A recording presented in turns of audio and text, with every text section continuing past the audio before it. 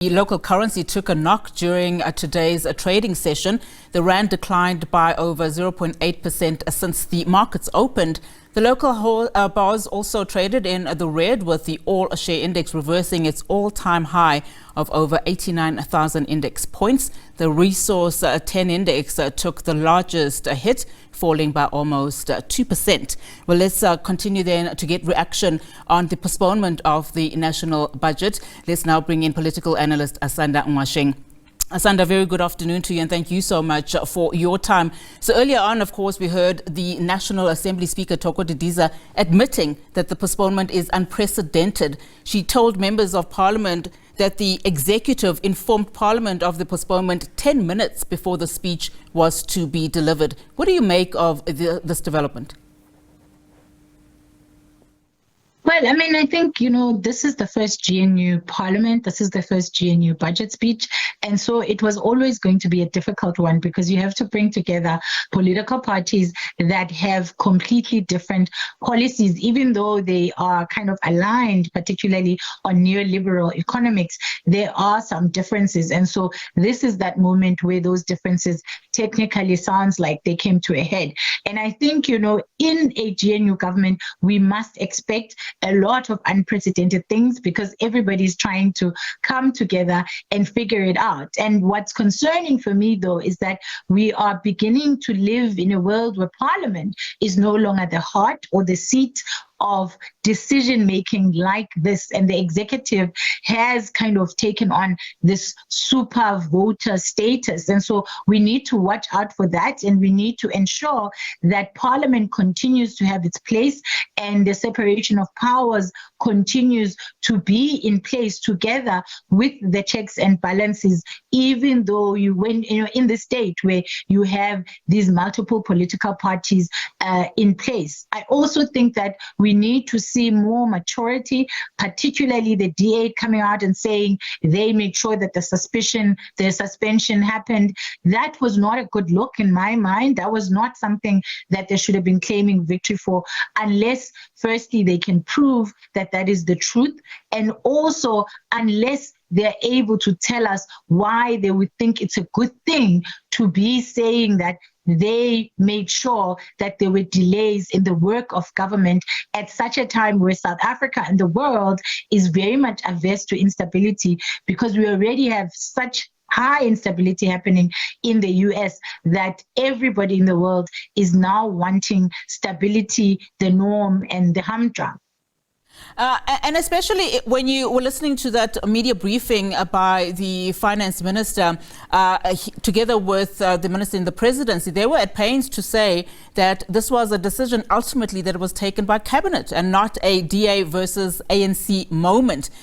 But while we understand that the postponement is within the legal framework of the PFMA, but it's also guided by timelines, as we've been hearing. So what message then does it say to ordinary South Africans at a time when there's so much expectation from especially the Government of National Unity? Well, I think it says some good things and it says some bad things. So the good things is that, we have a government that isn't going to just move on and have business as usual. We have a government that will stop and will suspend things if needed. That is important. That is good. We shouldn't be a country that does things simply because a budget speech was tabled, that it has to continue, regardless of what the implications of that from a kind of economic perspective and economic stability for the day or for the week is. What it does in terms of worry, though, is that, as I've said, it calls into question the super voter status that some within the GNU are alleging to have. So the reason why I'm saying the DA should not have claimed victory on that is because essentially by doing that, they are claiming super voter status and the ability to halt everything, which doesn't make sense if you think about what a government of national unity is supposed to be, and if you think about what Parliament and the parliamentary processes are supposed to be. The entire point of Parliament and the entire point of partial proportional representation as a system of governance is that we have equity in terms of the members of parliament, where each member of parliament is equally important. And so when you start bringing the superpower status belonging within the executive and within particular political parties, it's not a good look. And so the DA is going to have to rethink how it claims victories or how it communicates the points at which there is potential conflict, because this is not something that they should be proud of. But as I've said, it is a good thing from a democracy perspective, because a democracy requires that if things are not working, if people are not in agreement, that things do have to go back to the drawing table. I suppose for a lot of South Africans, it's a good thing that a proposal for 2% VAT increase was halted. But I want to go back then to that area of contention. I mean, what are your thoughts of this proposal of a 2% VAT increase at a time when both Labour and unions were calling for tax justice in this country, stating that they would reject any tax increase?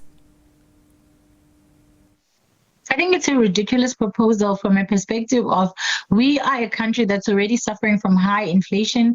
Interest rates have been going crazy, with people looking at 10,000 rands or more in their bonds, looking at sometimes 10,000 rands or more in the car repayments per month. And so people are currently living with salaries that have not grown and that can no longer afford the expenses that they have, which has dire consequences for the economy, because we're going to start seeing more defaults in housing, more defaults in cars than we've seen, and other debts before. So the government cannot afford to increase VAT. And for me, what was really crazy is seeing the leaked supposed speech that was supposed to be delivered, where there's a claim that there's an increase in 2% VAT. And one of the items that are being claimed to be the reason is to give above inflation increases to social grants. That is crazy. You cannot take money from the fiscus to give above inflation to social grants and then burden the same people you've just given free money to with an increase in VAT at that level. Because essentially whatever gains they would have made from that above inflation increase will immediately be swallowed by that 2% VAT. And so it cancels each other out. Secondly, I think that the ANC needs to be bold. It needs to stop being afraid of I don't know what, and it needs to start looking within its own party, within the MKP, and within any and every person who has been alleged to have been involved in state capture.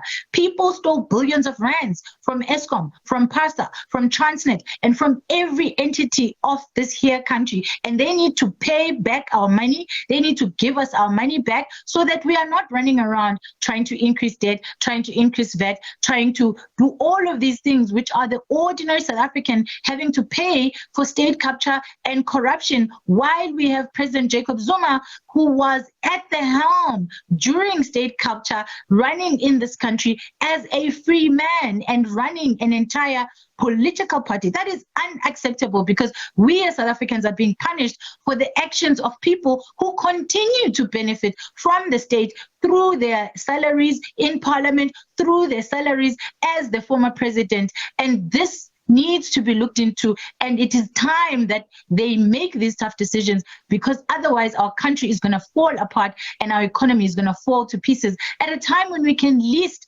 afford it. Absolutely. Thank you so much, Asanda, for your words and, of course, your commentary. Political analyst Asanda Ngoasheng there for us.